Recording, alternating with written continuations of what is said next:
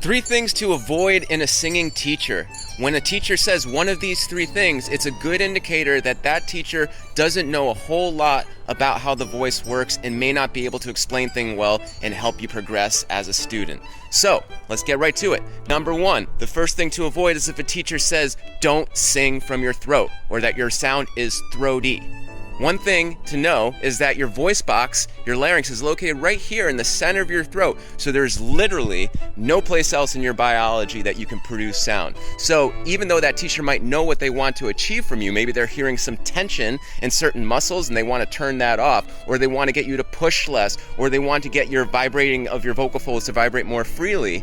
These things you can do, but it doesn't work if you're saying don't sing from your throat, because it doesn't make sense.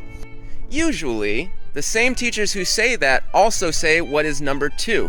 Sing from your diaphragm. That is another thing to avoid in a teacher. It is a trope that we have heard forever from classical training, but it actually doesn't mean a whole lot. For one thing, your diaphragm is always engaged with your breathing when air comes in or air comes out. You can make it so it can move more freely by changing the shape of certain parts of your ribcage and abdominals, but it's really not what controls your airflow. What controls your airflow is proper core deduction. And so a good teacher will know that and then create the back pressure, the compression on your voice that you need that makes you feel something in your belly. But if they say sing from your diaphragm, then they're talking about something abstract again. You can't do that. And it's going to work for some people and not others because it's not a clear instruction.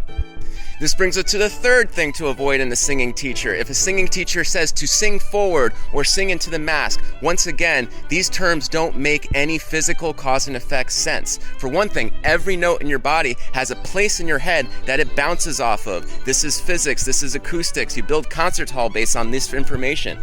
So, certain notes, lower notes, actually do move in a direction that is more forward facing, but higher notes always move in a direction that's backward facing. So the thing is that you can't force a sound to go anywhere other than where it wants to go, or you'll get a flat sound, or you'll get a breathy sound that has no accuracy of pitch. So when you're looking for a teacher, you want someone who can induce through an exercise a specific sensation, a sensation that you can feel, that you can identify, and that you can reproduce. If you can't feel with certainty, identify it, and reproduce a sensation, then whatever they're teaching you is not going to improve your singing journey. So make sure you find a teacher who is good at explaining things and making you feel certain sensations. Follow for more tips, and I will see you soon.